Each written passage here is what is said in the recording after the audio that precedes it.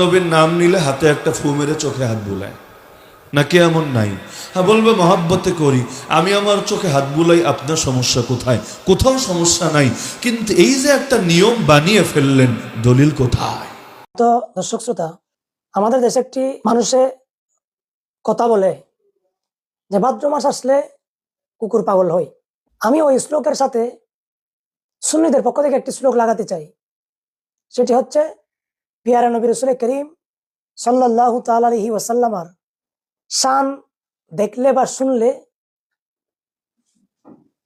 কওমি মায়ের সন্তানেরাও পাগল হয়ে যায়।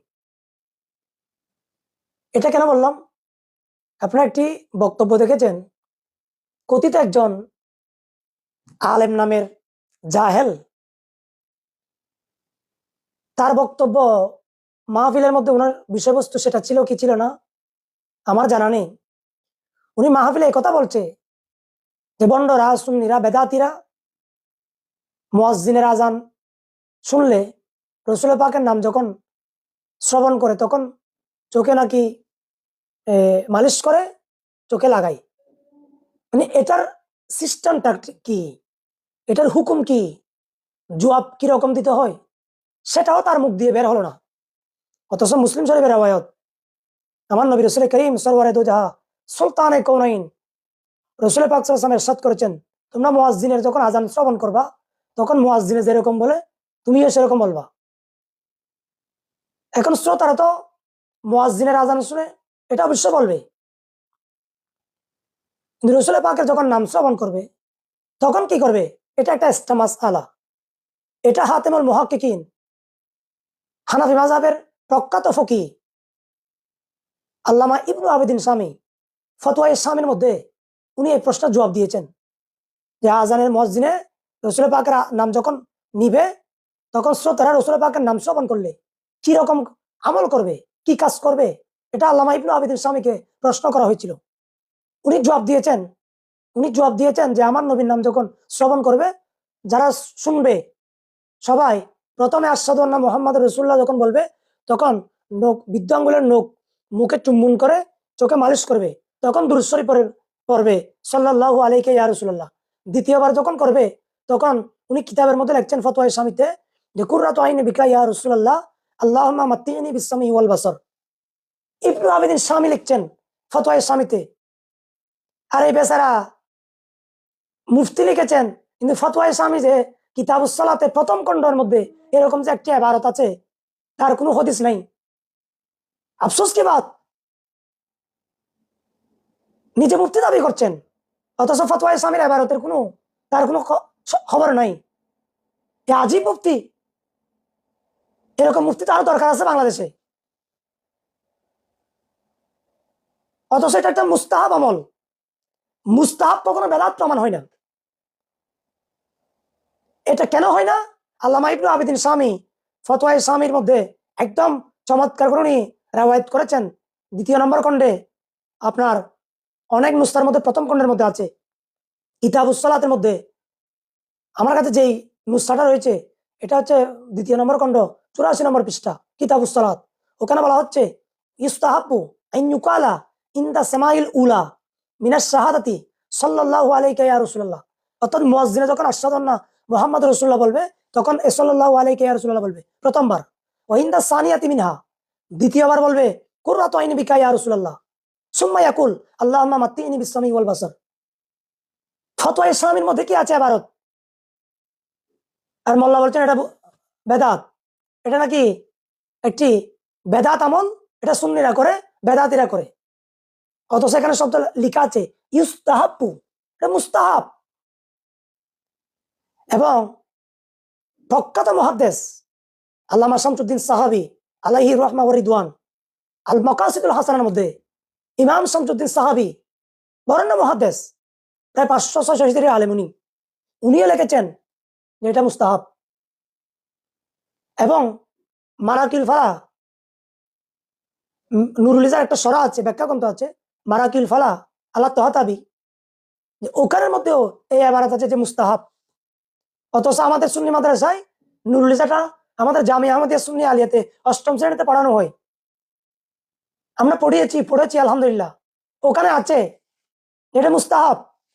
এবং হাসিয়ে তহাতাবি, ইমাম তহাতাবির আরেকটি হাসিয়া লিখেছেন ফতোয়া স্বামীর, ওখানেও আছে ইমাম কোহেস্তানের এবারত দিয়ে বরাত দিয়ে উনি নকল করেছেন এবারত।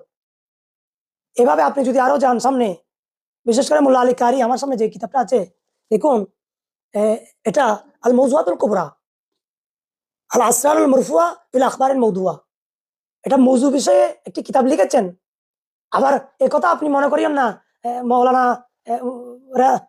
রাকিবুল ইসলাম সাহেব এখানে মৌজু হাদিস আনছে, এটা মৌজু হাদিস আনে নাই সবগুলা, এখানে মৌজু হাদিস নিয়ে আলোচনা করেছেন।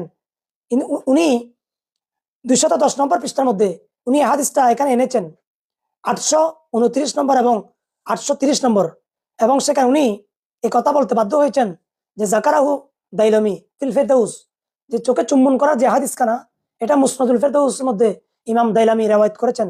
উনি প্রখ্যাত মুহাদ্দিস ছিলেন। ওখানে আবার ছিল মিন হাদিসি আবি বকর as-সিদ্দিক আন্না নবী আলাইহিস সালাতু ওয়াস সালাম ক্বালা মান ফাআলা যালিকা ফাকাত হাল্লাত আলাইহি শাফাআতি। রাসূল পাক সাল্লাল্লাহু আলাইহি ওয়াসাল্লামকে যখন বলা হলো যে আপনার নাম শুনে সিদ্দিক আকবর চোখে চুম্বন করছেন, তো রাসূল পাক বলছেন যে ব্যক্তি আমার এই আবু বকর সিদ্দিকের মতো যে ব্যক্তি করবে তাকে সুপারিশ করা আমার জন্য এটা আবশ্যক, অর্থাৎ আমি তাকে সুপারিশ করবই। কিন্তু মুহাদ্দিসদের মতে কিছু এখানে কৌল আছে যে এই সনদটা সহিহ নয়।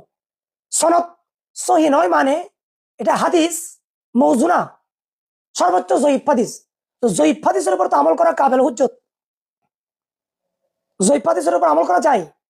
সেজন্য মুল্লা আলী কারি বলছেন কুলতু, আমি বলছি যে ওয়াইজা সাবাতা রফাউহু আলা সিদ্দিক, যে আমলটা আবু বকর সিদ্দিকের দিকে মনসুব করা হয়েছে, সমুন্নত করা হয়েছে, তো ফায়াকফিল আমল বিহি, সুতরাং এটার উপর আমল করা যথেষ্ট। বাস সিদ্দিক আকবরের সাথে যখন এটা মনসুব করা হয়েছে এটা আমলের জন্য কাফি। কে বলছেন? যিনি ইমামুল হারামাইন ও শরীফাইন, হানাফি মাযহাবের যিনি প্রখ্যাত মুহাদ্দিস ফকি, মুল্লা আলী কারি বলছেন যে আবু বকর সিদ্দিকের এই হাদিস কানা বাস আমল করার জন্য যথেষ্ট। কিন্তু আমার অসংখ্য রিওয়ায়াত, অসংখ্য দলিল আমার কাছে আছে, এবং 4th শতাব্দীর মুজাদ্দিদ হুজ্জাতুল খলফ বকিয়াতুস সালাফ, 4th শতাব্দীর মুজাদ্দিদ হুজ্জাতুল ইসলাম ইমাম আহমদ রাজা মুহাদ্দিস বেরলভী আলাইহি রাহমা, উনি চোখে চুম্বন করা যাবে কি যাবে না এটা আমল কতটুকু যুক্তিযুক্ত, উনি হাদিস তাফসীর ফিক ফতোয়া উসুলে হাদিসের মানদণ্ডে এমন ভাবে মুদাল্লাল দাঁতপাঙ্গা উনি মুহাক্কিকান আলোচনা করেছেন। 2টি কিতাব লিখেছেন, মুনিরুল আইনাইন ফি হুকমি তাকবিরুল ইবহামাইন, আরেকটি কিতাব লিখেছেন নাহাজুস সালামা ফি হুকমি তাকবিলিল ইবহামাইন ফিল ইকামা। আপনার যদি হিম্মত থাকে, উসুল হাদিসের যদি আপনার ন্যূনতম জ্ঞান থাকে, আপনি 2টি কিতাব সংগ্রহ করেন, পড়েন। সুতরাং এই আমলগুলো আপনি মানুষের কাছে আপনি আপনার করার ইচ্ছা না থাকলে আপনি না করেন, আপনারটা নিয়ে আপনি থাকেন, আপনি মানুষকে মিসগাইড করবেন কেন? এটা ভালো কাজ, করলে লাভ আছে, না করলে তো গুনার কোনো বিষয় আসে না। আপনি কেন শুধু শুধু সুন্নিদের আমল নিয়ে মন গড়া তাহাকি করছেন? এত এত বড় স্পর্ধা হিম্মত তো আপনার কাছে নাই। আপনি বসতে পারবেন ফতোয়া ইসলামের ইবাদত নিয়ে আমার সামনে?